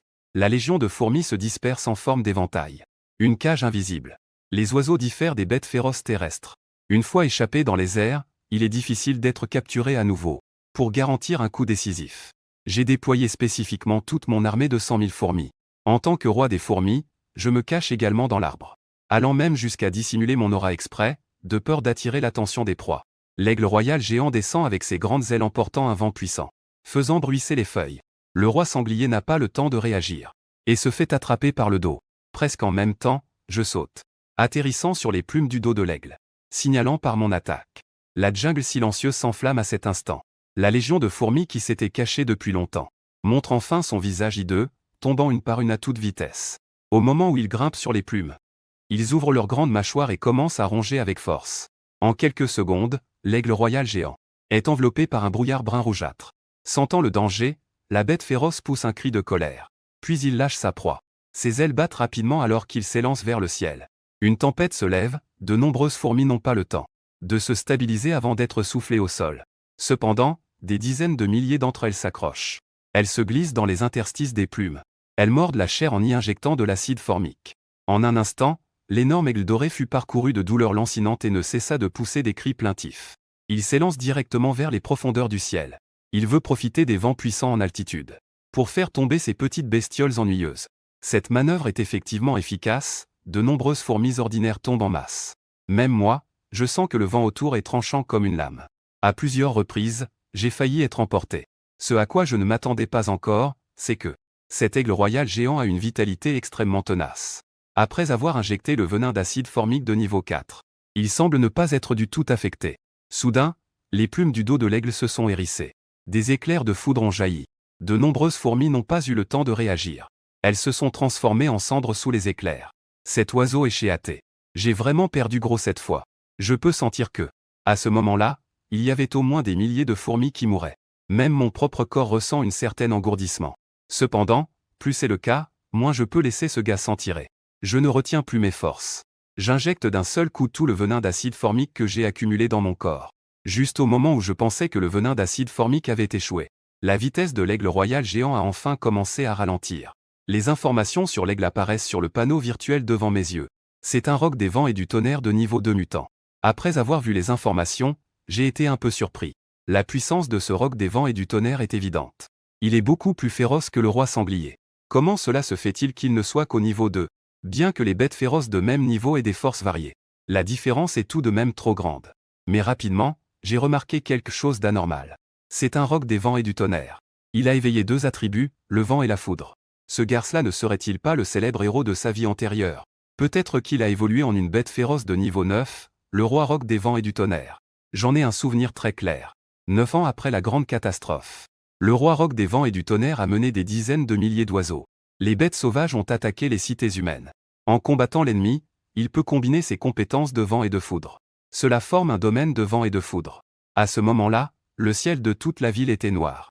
Un typhon hurlait, la lumière de la foudre clignotait comme si la fin du monde était arrivée. Après coup, des experts ont émis l'hypothèse que cette bête féroce, le roc des vents et du tonnerre, pourrait posséder le sang ancien du Kunpeng. Je ne pensais pas que cette fois-ci, ce gars, finisse par tomber entre mes mains. Mais si je pouvais faire en sorte que cet aigle doré soit englouti et se transforme en point d'énergie, j'ai l'impression que ce serait trop gaspillé. Il vaudrait mieux l'utiliser comme un clone, cela a plus de valeur. Un clone de bête féroce de niveau 9 qui saura voler apportera des commodités et des avantages énormes. Je comprends naturellement dans mon cœur. Après avoir pris ma décision, je me mis à avancer avec mes 6 pattes fines, rapidement vers la tête du roc des vents et du tonnerre. Puis, mes crocs aigus plongèrent, injectant une brume rouge. Je ressentis alors une violence soudaine. Une aura chaotique pénétra ma conscience. Il semblait qu'un grand oiseau illusoire se débatte avec force, criant à pleine voix, refusant de se soumettre. L'hôte libéra des phéromones de conscience de niveau 4. Consommation de 900 points d'énergie. Échec du contrôle de l'aigle royal géant. Je me fige légèrement. J'ai réussi à contrôler le roi sanglier avec seulement 300 points d'énergie. Cet aigle royal géant a dépensé 3 fois plus mais a échoué. Pas étonnant qu'il soit un descendant du légendaire Kunpeng. Avec regret, je libère à nouveau des phéromones de conscience. Le résultat reste un échec. 2 tentatives ont gaspillé 2000 points d'énergie. Bien que j'ai maintenant accumulé de l'énergie, plus de 10 000 points me fait quand même mal au cœur. Je prévois de tenter une dernière fois. Si je n'échoue encore, je devrais l'absorber. L'hôte libère des phéromones de conscience de niveau 4. Consommation de 900 points d'énergie. Réussite dans le contrôle d'un aigle royal géant comme clone. Avant même que je commence à m'exciter, je sens l'oiseau royal plonger rapidement. Que est-ce qui se passe? Je libère rapidement ma conscience. Le clone de l'aigle royal géant est gravement blessé. Sur le point de sombrer dans l'inconscience. Nécessite urgemment 1000 points d'énergie pour se réparer. Souhaitez-vous restaurer? Le signal du système retentit au bon moment. 1000 points, c'est vraiment déplorable. En comptant ce que j'ai dépensé auparavant. J'ai dépensé près de 4000 points d'énergie sur ce clone. Je me sens impuissant. Pourtant, je n'ai pas osé hésiter.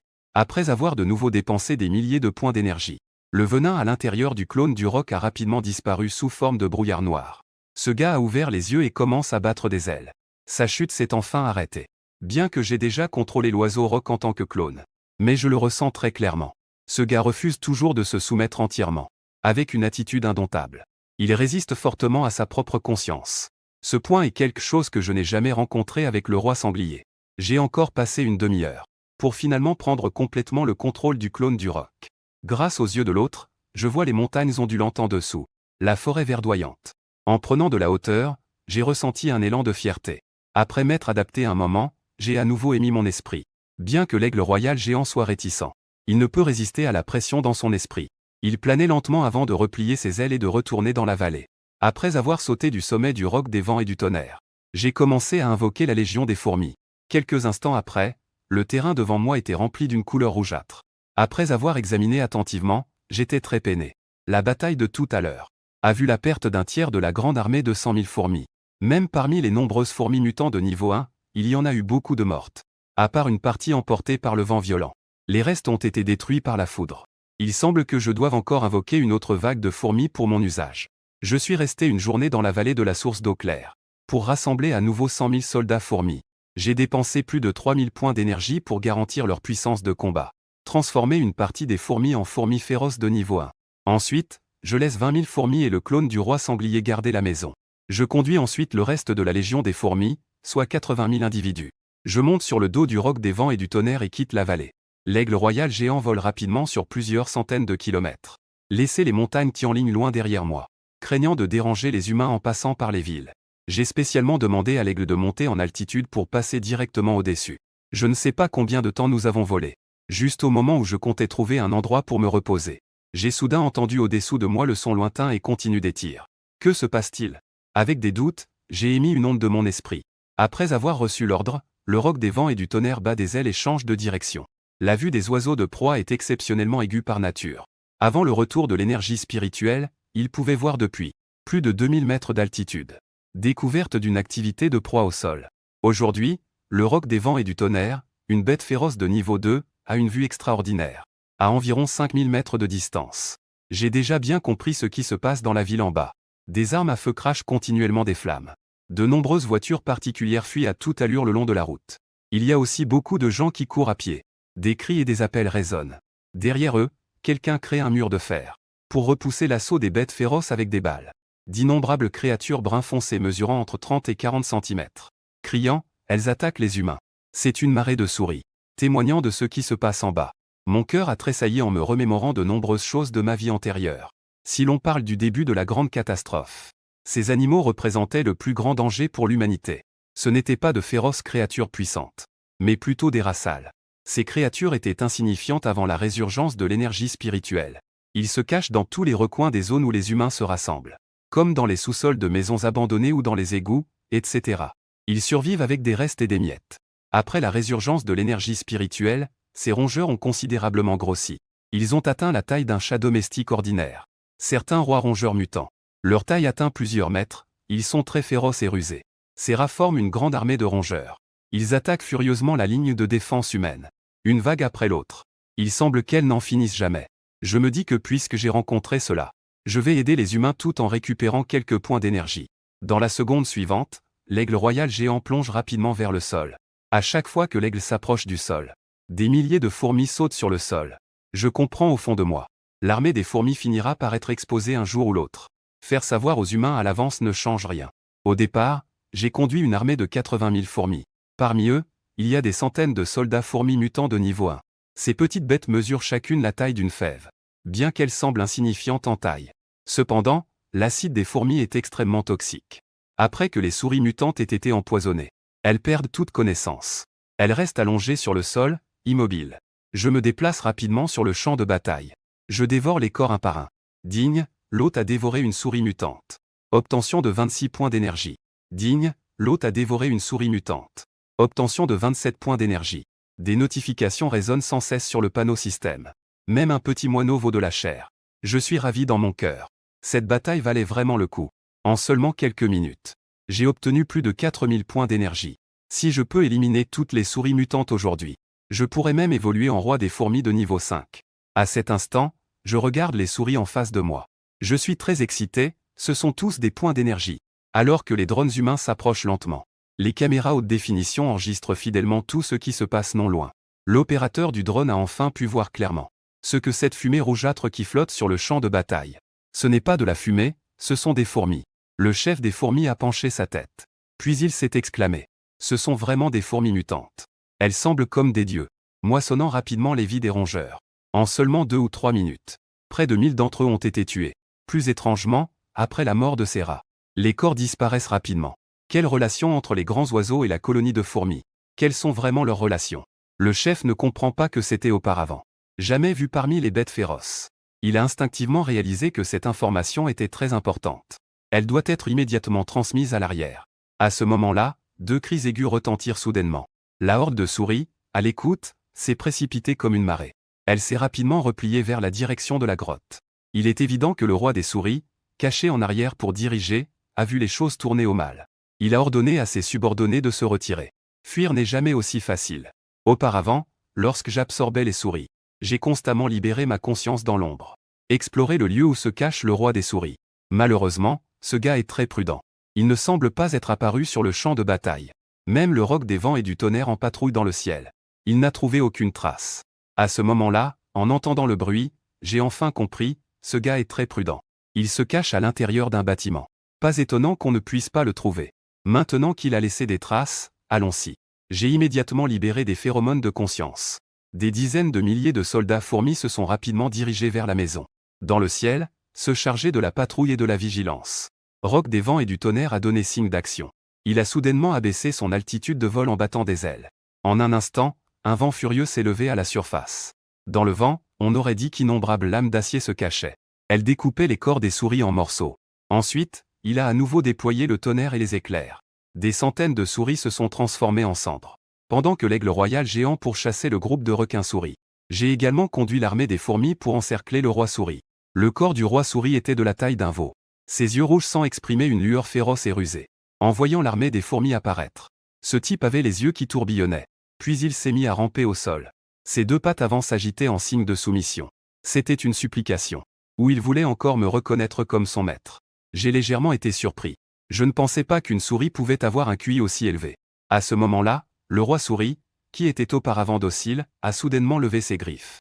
Il frappa le roi des fourmis qui mesurait une dizaine de centimètres devant lui. Tout à l'heure, il a ressenti que, bien que l'autre soit petit, il dégageait une pression terrifiante. C'est pourquoi, au premier instant, il feignit de se soumettre. Puis, il attaqua soudainement. Grâce à ma vitesse, il était facile d'esquiver. Je reculai rapidement et sautai sur le dos de l'autre. J'injectai du venin d'acide formique. En voyant le roi attaquer, les fourmis autour devinrent enragées. Elles se précipitèrent pour mordre en premier. Dès le moment où le venin d'acide formique fut injecté, cette bête féroce annonça sa mort. Notification, l'hôte a dévoré un roi des rats sanguinaires de niveau 1. Vous avez gagné 500 points d'énergie. Après avoir éliminé le roi des rats, j'avais un peu l'impression de ne pas en avoir assez. Il dirigea à nouveau la grande armée des fourmis. Il continua à chasser les rats qui s'enfuyaient. Ces sales types, après avoir perdu leur chef, s'éparpillaient immédiatement pour fuir, se précipitaient vers les profondeurs de la grotte. Une demi-heure plus tard, l'armée des fourmis a de nouveau quitté la ville à bord de l'aigle royal géant. Regardez l'oiseau disparaître. Le capitaine a conduit ses hommes prudemment au retour. En regardant le champ de bataille en désordre, l'humeur de tous était très complexe. Le flux de souris qui leur causait tant de soucis a été facilement résolu de cette manière. Ces amas de fourmis en fumée rougeâtre. Quelle forme d'existence cela représente-t-il? Le capitaine ne comprenait pas. Il ne pouvait que transmettre les informations à ses supérieurs. La salle de réunion de plus haut niveau du grand royaume de Yann. Après avoir visionné la vidéo, les dirigeants ressentirent tous un frisson dans le dos, et ont classé cette armée de fourmis dans la catégorie de danger SS, et surveillé étroitement. Si ce groupe de fourmis représente une menace pour l'humanité, il est nécessaire de les éliminer immédiatement. Le grand roc déploie ses ailes et peut atteindre des milliers de kilomètres en un jour. L'oiseau Fanglais Jinpeng n'est pas encore arrivé. Le domaine des bêtes féroces de niveau 9 dans la vie précédente. Sa vitesse de vol n'est pourtant pas lente. Nous avons quitté le grand royaume de Yann en 2 jours. Nous sommes entrés dans le domaine neigeux du Nord. En levant les yeux, le sol est couvert d'une épaisse neige blanche. Je cherche le blaireau géant cuirassé. Où se trouve-t-il réellement? Je ne le sais pas. Cependant, des données de la vie précédente en ont déjà parlé. Le blaireau géant cuirassé est évolué à partir du blaireau euro-asiatique. Il habitait à l'origine dans une vallée neigeuse près des pôles. Les blaireaux euro-asiatiques vivent généralement en groupe. Cela signifie que tant que je trouve le groupe, je devrais pouvoir trouver le blaireau géant cuirassé. Avec l'aide des yeux du Fanglais Jinpeng. Même en étant à des milliers de mètres d'altitude, je peux clairement voir le mouvement du vent et de l'herbe dans la neige proche. J'ai juste traversé quelques montagnes. J'ai soudain entendu un rugissement frénétique. Juste après, des hurlements se sont fait entendre. Il y a des bêtes féroces en train de se battre. Je me suis rendu compte. J'ai rapidement dirigé le clone du roc des vents et du tonnerre vers la source du bruit. Avec mon niveau actuel, je n'ose pas dire que je suis invincible dans le monde. Mais pour l'instant, il devrait y avoir des bêtes féroces plus puissantes que moi. Sans parler qu'il y avait encore 100 000 soldats de la tribu des fourmis, ainsi qu'un double du roc doré du vent et du tonnerre. Puisque je suis tombé dessus, je ne vais certainement pas le manquer. À mes yeux, ces bêtes féroces sont toutes des points d'énergie en mouvement. Une bande d'ours blancs mutants, de loups mutants, de tigres de l'Est et de léopards des neiges. De nombreux oiseaux mutants se perchent également sur les grands arbres à côté. Comment y a-t-il autant de bêtes féroces ici? En voyant la scène dans la vallée en dessous, j'étais légèrement choqué. Il y a des centaines de bêtes féroces mutants de toute taille. Au moins une douzaine d'entre elles ont déjà évolué au niveau 1. Cet ours blanc pourrait même atteindre le niveau 3. La seule explication à cette situation. Il y a des fruits spirituels dans cette vallée enneigée. Et ils sont presque mûrs. La fuite de l'énergie spirituelle a attiré une grande quantité de bêtes féroces. Je me souviens avoir examiné cela dans ma vie précédente. Je n'ai pas entendu parler, au début de la résurgence de l'énergie spirituelle, qu'il y ait eu des médicaments spirituels célèbres dans les terres enneigées du Nord. Mais ne pas le savoir ne signifie pas qu'ils n'existent pas. Après tout, cela fait plus de 10 ans que les choses se sont passées. Beaucoup de souvenirs se sont déjà estompés. Je fais tourner le roc des vents et du tonnerre dans le ciel. Je cherche en suivant l'endroit où se rassemblent les bêtes féroces. Je découvre rapidement un petit lac dans la neige. La surface du lac ne fait que quelques milliers de mètres carrés. Il émet clairement de la vapeur d'eau. Évidemment, c'est une source chaude géothermique. Au centre, sur une petite île, se trouve une plante à mi-hauteur. Les hautes vignes sont couvertes de feuilles vertes. De nombreux fruits rouges pendouillent aux branches. Chaque fruit est à peu près de la taille d'un poing. Sa surface est encore couverte d'une flamme à peine perceptible. C'est le fruit de la glace Xian et de la flamme rouge. En reconnaissant la forme de la vigne, je suis soudain devenu excité. Je ne m'attendais pas du tout à trouver un tel fruit spirituel dans la région enneigée du Nord. C'est tout simplement une immense opportunité que le ciel m'a offerte. Si je peux obtenir le fruit de la glace Xian et de la flamme rouge, même si je ne trouve pas le blaireau géant cuirassé dans ce voyage, cela sera tout de même une grande réussite. Le fruit de la glace Xian et de la flamme rouge n'a pas un niveau élevé. Il est seulement de 2e niveau, moins que le fruit du visage de fantôme. Pour moi en ce moment, même si je les absorbe tous, je n'obtiendrai au maximum que quelques milliers de points d'énergie. Je ne considère pas du tout ce résultat comme significatif. Il vaudrait mieux que le clone du roi sanglier cherche davantage de pierres spirituelles dans le lac Bii. Cherche davantage de pierres spirituelles dans le lac. Cependant, le fruit de la glace Xian et de la flamme rouge a une particularité, qui n'est pas présente chez les autres fruits spirituels. C'est qu'il n'est pas seulement un fruit spirituel. C'est aussi un type de feu étrange. Si un animal le dévore, il peut évoluer automatiquement en glace mystérieuse et feu rouge. En termes de niveau, je fais partie des bêtes féroces de niveau 4. Cependant, en raison de ma petite taille, ma force de combat individuelle n'est pas très impressionnante. La vitesse et la puissance sont des contraintes pour moi. Grâce à l'acide de fourmi puissant, je peux effectivement facilement dominer des bêtes féroces de niveau 1 et même de niveau 2. Cela nécessite cependant d'être proche du corps de la bête féroce. Une fois que l'adversaire s'enfuit ou utilise une capacité de mutation puissante, s'il ne me laisse pas m'approcher, je suis pratiquement impuissant. Je peux avoir 2 clones, le roi sanglier et l'aigle royal géant. Ce n'est pas parce que je suis si puissant, mais à cause de mes pièges habilement établis. Donc j'ai une bonne compréhension de mes capacités. Ma force réside dans le fait que je possède une armée de 100 000 fourmis. Ces derniers jours, j'ai beaucoup réfléchi au développement futur de l'armée de fourmis. Comment améliorer la puissance de combat globale? Aujourd'hui, l'opportunité se présente. Tant que l'armée des fourmis dévore le fruit spirituel, et qu'elle évolue en atteignant le niveau 1 avec le feu glacial et les flammes rouges, alors sa puissance d'attaque augmentera de plusieurs fois. On peut imaginer l'ordre donné. 100 000 fourmis se lancent dans une mer de feu. Partout où elles passent, d'innombrables bêtes féroces se retirent. Cependant, la vallée est actuellement pleine de bêtes féroces. Obtenir le fruit de feu glacial et de flammes rouges n'est pas facile. Quant à agir en premier, s'approprier les vignes du fruit spirituel n'est pas non plus une méthode viable. En ce qui concerne la connaissance du fruit spirituel, j'ai bien peur qu'en ce moment, personne au monde ne soit plus clairvoyant que moi à ce sujet. Le feu glacial et les flammes rouges sont l'un des 10 feux étranges. C'est aussi le seul feu étranger qui peut être directement absorbé par les humains ou les bêtes féroces. Il est très spécial, avant que le fruit spirituel ne mûrisse. Les vignes émettent des flammes rouges ardentes pour se protéger. Tout ce qui s'approche dans un rayon de 3 mètres sera brûlé. Juste au moment où le fruit mûrit. Le feu spirituel est le plus faible lorsqu'il est en hibernation. C'est aussi le meilleur moment pour agir. Donc, avant cela, j'ai décidé de continuer à observer. Cependant, à ce moment-là, mon cœur fit un grincement. Il y a des intrusions humaines dans les environs. J'étais en train de planifier de piéger les humains. Soudain, j'ai remarqué une lueur quelque part sur la colline. Grâce à la vue de l'aigle royal géant, j'ai rapidement détecté l'anomalie. Des soldats humains se cachent là-bas. Ils semblent également être équipés d'armes lourdes.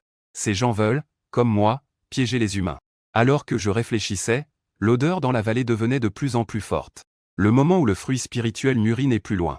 Beaucoup de bêtes féroces de bas niveau ne peuvent plus contenir leurs instincts. Elles affichent des expressions de convoitise pressante. Enfin, un léopard des neiges de la taille d'une personne s'approche prudemment du bord du lac. Au loin, le roi loup pousse un faible rugissement. Il se transforme en une flèche et se précipite vers le léopard des neiges. À une dizaine de mètres de distance. Il se retourne soudainement et crache une dizaine de lames. Le léopard des neiges mutant n'a pas le temps d'esquiver. Il se fait trancher en plusieurs morceaux, le sang jaillissant. En fait, le roi loup, de la tribu Vent, est au moins une bête féroce de niveau 2. Les bêtes féroces ont une vitalité plus robuste que les animaux ordinaires. Même si le corps du léopard des neiges est coupé, il ne s'en va pas. Il gît sur la neige, hurlant de douleur. L'odeur de sang emplit la vallée. Le roi loup noir s'approche et commence à ronger avec voracité. Ce qui me surprend, c'est que les loups derrière le roi loup ne bougent pas. Ils restent toujours sur place. Cette situation me semble un peu étrange. Selon le bon sens, face à une situation imprévue. En général, d'autres têtes de loup attaquent en premier, le roi loup se déplaquant rarement. À ce moment-là, l'odeur du sang dans la vallée a également stimulé les autres bêtes féroces. Une grande quantité de bêtes féroces se regroupent rapidement dans la forêt. Au loin, dans un grand arbre, un groupe d'oiseaux prédateurs. Les bêtes se précipitent rapidement vers le fruit spirituel. Dans le lac, tout le lac. Tout à coup, une dizaine de poissons monstres à 3 yeux surgissent. Ils se précipitent pour mordre les oiseaux prédateurs. Le combat a immédiatement pris une tournure chaotique dès le début. L'odeur du sang se répand dans la vallée. Encore plus d'oiseaux prédateurs ajustent rapidement leur altitude. Ils percent les barrages des poissons monstres et tombent directement sur la liane spirituelle. Dans la seconde suivante, un cri terrible retentit alors que les flammes rouges explosent. Ces oiseaux prédateurs n'ont même pas tenu une seconde. Ils se sont simplement transformés en cendres. Je commande au roc des vents et du tonnerre de descendre à une certaine altitude, menant la grande armée des fourmis à sauter depuis les airs. De loin, on peut voir des amas de couleur rougeâtre. Un objet en forme de boule tombe du ciel. À terre, la grande armée des fourmis se disperse rapidement. Couvre 2 loups sauvages blessés. L'autre se nourrit d'un loup de tempête de glace. Gagne 200 points d'énergie. Après avoir dévoré plusieurs loups sauvages mutants, je dirige à nouveau la grande armée des fourmis pour encercler un démon de niveau 1, un renard des neiges du Nord.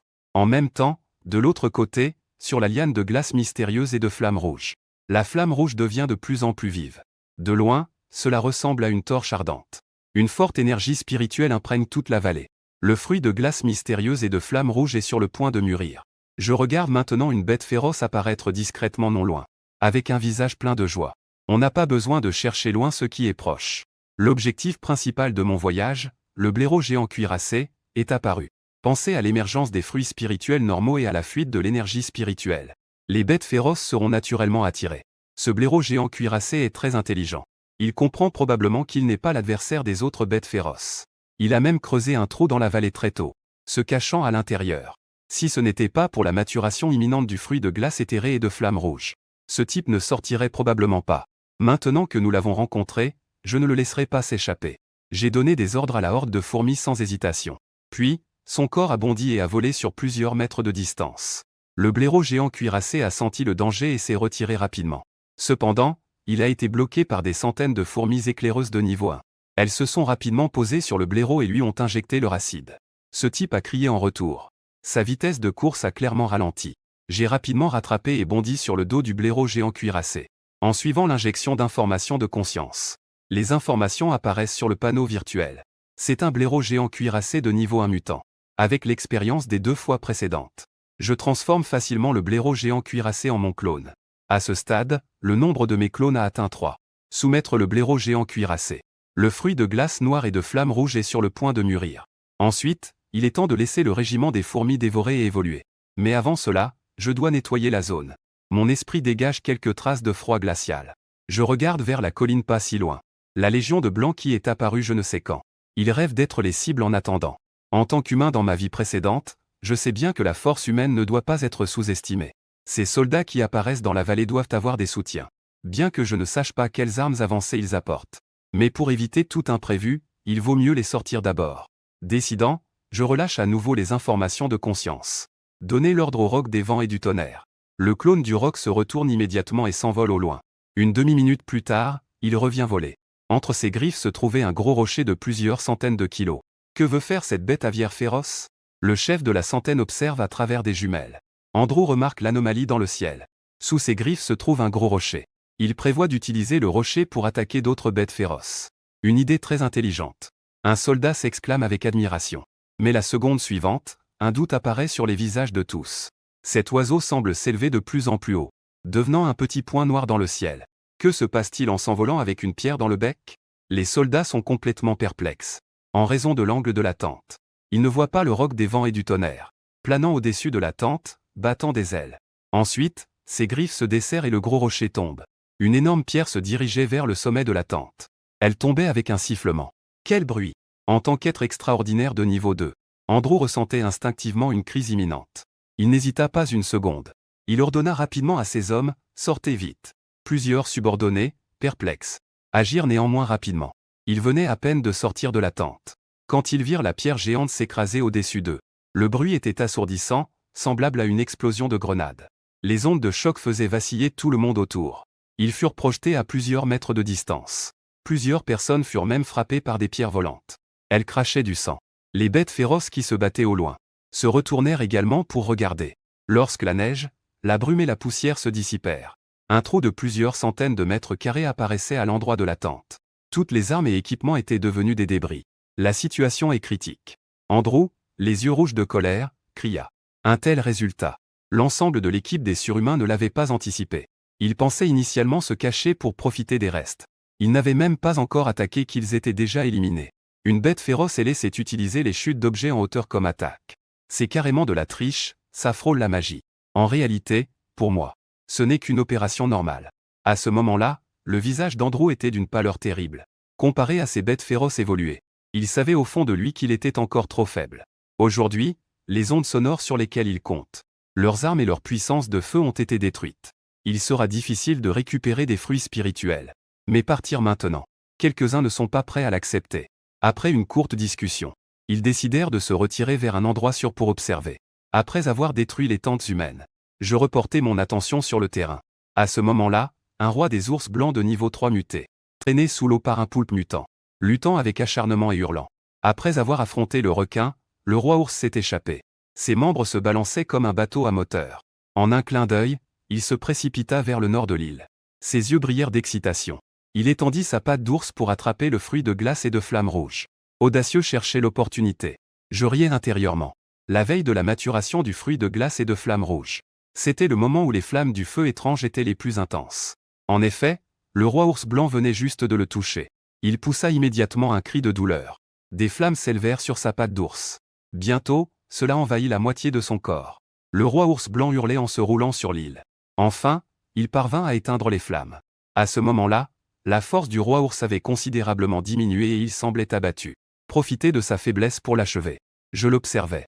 Je venais de me préparer à ordonner à l'armée des fourmis de charger. Soudain, je me suis retourné. Je regardais vers le groupe de loups de glace tempétueux non loin. Là, une aura puissante et sauvage émanait. Au centre du groupe de loups, se matérialisait un géant de 4 mètres de haut. Non, il n'est pas vraiment humain. Avec une tête de loup. Ses yeux brillaient d'une lueur sauvage. Ses membres étaient poilus. Ça. C'est un loup-garou. Cette espèce étrangère est-elle déjà apparue? J'étais encore plus étonné dans mon cœur. Pas étonnant que le roi des loups de glace ait attaqué. En fait, tout le groupe de loups a été soumis par le loup-garou. En voyant le loup-garou étranger apparaître soudainement, je sentais de plus en plus que les choses ne tournaient pas bien. Il semblerait que mes plans soient voués à l'échec. Personne ne connaît mieux que moi à quel point les loups-garous étrangers peuvent être terrifiants. Avant le réveil de l'énergie spirituelle, les loups-garous. Beaucoup de gens pensaient que ce n'était qu'une légende. Jusqu'à ce que la grande catastrophe se produise. Ils réalisèrent alors que les loups-garous existaient réellement. Au départ, l'humanité ne connaissait pas la véritable origine des loups-garous, pensant qu'ils étaient une sorte de mutation évoluée des humains. Par conséquent, peu de temps après, une fissure s'est ouverte quelque part à l'ouest. D'innombrables races étrangères sont arrivées sur Terre. L'humanité a formé des équipes de surhumains pour combattre ces races étrangères de manière intense. Au moment critique, les loups-garous tournèrent le dos et frappèrent, trahissant l'humanité. Les gens réalisèrent alors que dans le corps des loups-garous se cachait le sang de la race des loups célestes d'une autre dimension, appartenant à des traîtres cachés dans le monde humain. Ce loup-garou avait été invisible jusqu'alors. Il devait avoir éveillé une sorte de pouvoir ou domaine d'invisibilité. Puis, j'ai dépensé 500 points d'énergie, utilisant rapidement le système pour une identification à distance. C'est un loup-garou d'un niveau 2 de l'autre dimension. Et la deuxième capacité de mutation est précisément le domaine des loups-garous. Sous mon regard, le corps du loup-garou étranger disparut en un clin d'œil. Lorsqu'il réapparut, je suis déjà derrière le roi blanc blessé. À l'instant suivant, ce gars agite ses griffes. Une lueur brillante le fait reculer de plusieurs dizaines de mètres. Il se retrouve roulé dans la neige. Une profonde coupure, jusqu'à l'os, apparaît sur son abdomen. Le sang coule à flot. Au départ, je ne prévoyais pas de m'attaquer aux loups-garous de l'autre monde. À ce moment-là, en voyant le roi blanc, à bout de souffle, non loin, je suis immédiatement excité. Dévorer une bête féroce de niveau 3 rapporte au moins des milliers de points d'énergie. C'est fait. Les occasions rares sont à saisir, il faut prendre des risques pour gagner. Je n'hésite pas une seconde. Je saute immédiatement sur plusieurs mètres. Je tombe sur le roi blanc. L'armée des fourmis se dirige rapidement dans une autre direction. Le roi blanc n'a plus qu'un souffle. Il n'a même pas eu le temps de réagir avant d'être injecté de poison acide de fourmis. Digne, l'autre dévore un roi blanc mutant de niveau 3. Obtenir 30 000 points d'énergie. Comme prévu, dévorer est le véritable chemin royal. En voyant les informations affichées par le système, j'étais extrêmement excité. En comptant les accumulations précédentes, j'ai maintenant plus de 50 000 points d'énergie. Avec encore 40 000 points d'énergie, je pourrais évoluer avec succès au niveau 5. À ce moment-là, le loup-garou a enfin réagi. En voyant le corps du roi ours disparaître mystérieusement, il rugit de colère. J'ai peiné pour blesser le roi ours à moitié. Le résultat est qu'un petit reptile en a profité. Les griffes du loup-garou se balançaient.